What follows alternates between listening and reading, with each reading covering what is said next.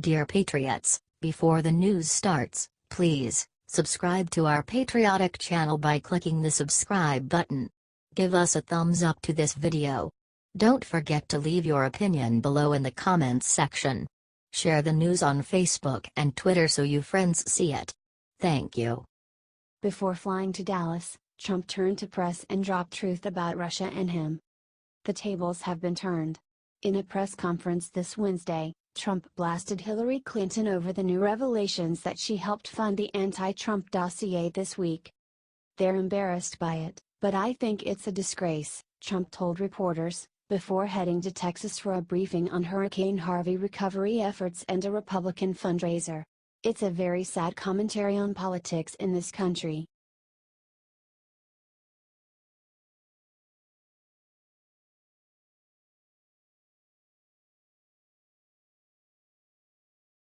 Ivanka Trump discovers classy way to silence CNN and turn Hollywood's scorn into badge of honor. Ivanka Trump just broke her silence on the relentless media attacks against her family. Appearing on Fox News, Ivanka spoke about the toll the media and Hollywood's attacks have had on her family. "Look, she knows she is fair game. All the Trumps do. They have always been fair game for the media. But so consumed and blinded by hatred, the media is not playing fair. They will literally do anything to try to stop Trump. And if that includes going after Baron Trump, so be it," Ivanka said. "I'd be disingenuous if I said, the harsh attacks against her didn't affect me. I think, though, at the end of the day the real people suffering in this country are not me and my family. We can take it." Ivanka went on to show the whiny Hollywood crowd, "Did you see how they all tried to run and hide from the Harvey Weinstein scandal? How to handle the spotlight with grace and class. The millions of Americans we saw across this country who are addicted to opioids or have lost a child to opioid abuse, who have lost their jobs because their industry can no longer be competitive. These are the people who are really suffering. If we have to take a few body blows in advocating for those men and women, I think everyone in my family and everyone in this administration is honored to do it," she added. Correct. Ivanka wears CNN, MSNBC, and Hollywood's scorn like the badge of honor that it is. And boy does she wear it well. Share if you agree.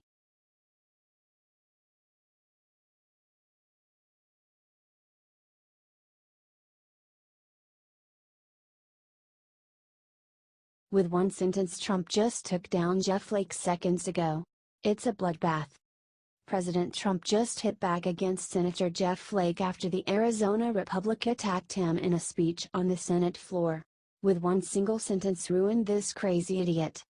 The first time I saw him on television I assumed he was a Democrat," Trump told reporters. This is after a tweet this morning absolutely tearing up Jeff Flake. He made sure the whole nation knew about Flake's terrible approval rating. It's at 18%.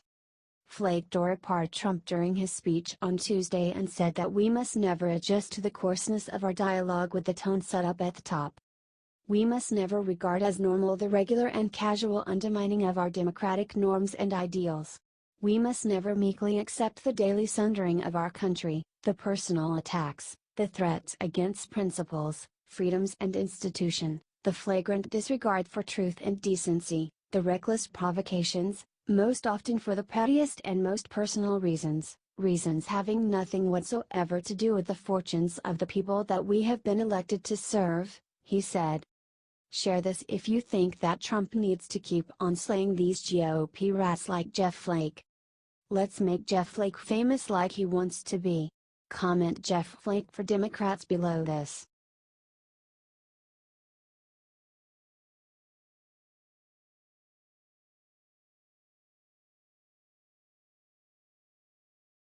Roger Goodell struck dumb by TV execs' plan to fix ratings mess that spells doom for NFL's future. Roger Goodell is not having a good month. The anti-flag protesters have taken over the asylum and Goodell has no idea what to do. The owners were called into a meeting to discuss what to do with these stubborn players. They came out with no solution but did, to Goodell's horror, delay his contract extension. In other words, fix it Roger or find a new job. On top of that comes a shocking new report from Sports Business Daily that confirms the NFL's worst fears. Network television executives are desperate to solve the problem of the NFL's falling ratings, and with no solution, unless the players want to respect the flag, they are looking at cutting games from their broadcast schedule. This would be a devastating blow and would hit them right in the wallet. Because the owners depend on huge TV contracts to pay the players their huge salaries. If TV starts cutting back, the whole entire league will feel it. Most importantly, the players. The executives are floating a proposal to cut Thursday night football from 18 games to just 8. According to the report, they also want to cut the early morning games from London, a key part of the NFL's expansion plans.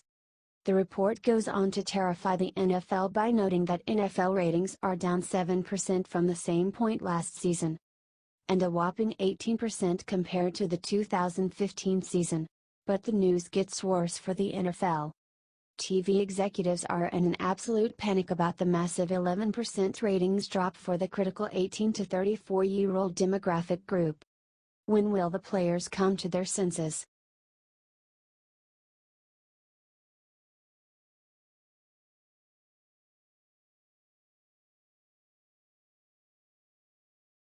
NFL players hang heads in shame after seeing flag properly respected at World Series last night. The NFL continues to sink lower and lower. Their ratings are in the toilet. Attendance is down. Sponsors are fleeing. To be fair, the NFL has long-term contracts and usually pre-sells tickets, so outside of the lost concession sales, the financial hit has not been huge, yet. But if this continues at years end, everything may be undone. Contracts have out clauses, fans don't renew season tickets, advertisers won't run ads because they don't want to be associated with that toxic brand. The owners know this, which is why they are freaking. The players have no clue and stumble around as if their paychecks are guaranteed. They are not. Last night, Major League Baseball put the NFL to shame and showed them the proper way to respect the flag and celebrate the national anthem. First, not one player took a knee. Take note, NFL. Second, was a beautiful national anthem performed by gospel singer Keith Williams Jr., complete with a flyover saluting our flag and everyone who respects it as grand finale.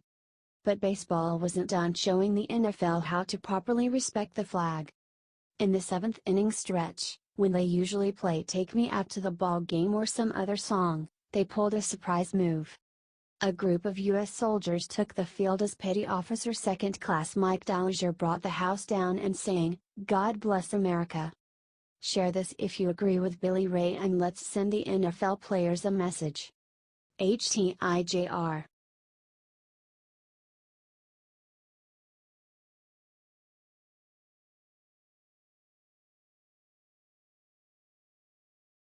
Ted Cruz comes forward, sends Corker and Flake scurrying back under rocks they crawled from. Ted Cruz does not suffer fools. And in normal times he uses his devastating wit and keen insights to destroy any liberal in his path. But these are not normal times. These days are fraught with peril because as soon as the GOP got what they wanted, total control of the government, they got cold feet and forgot themselves. And more importantly, they forgot the voters who gave them this incredible, once-in-a-lifetime opportunity, to fix the mess the Democrats, and GOP establishment, made. This chance will not come again anytime soon. As Ted Cruz knows. And he has been shocked to watch the GOP go after Trump rather than solve the problems we put them there to fix. So he came out swinging today and sent the GOP turncoats Jeff Flake and Bob Corker scurrying back under the rocks they crawled out of to attack President Trump. It's like you're back in junior high, we've got a job to do, damn it, and so all of this nonsense, I got nothing to say on it. Everyone shut up and do your job, is my view, Cruz said before sending Corker and Flake back from where they came. Well, I think it's unfortunate the nastiness that pervades Washington now and political battles of personality that consume seemingly every minute of the media attention and an awful lot of time and energy here in this town. Correct. Jeff Flake is selling his book at just the exact moment he went all crazy on the Senate floor. Guess what happened after he attacked Trump? Sales went through the roof.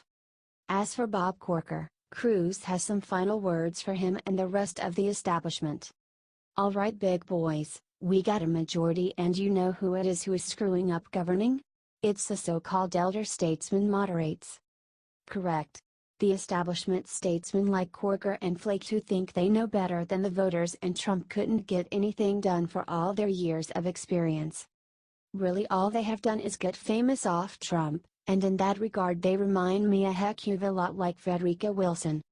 If the GOP doesn't shape up they will not be the last to go. Share if you agree.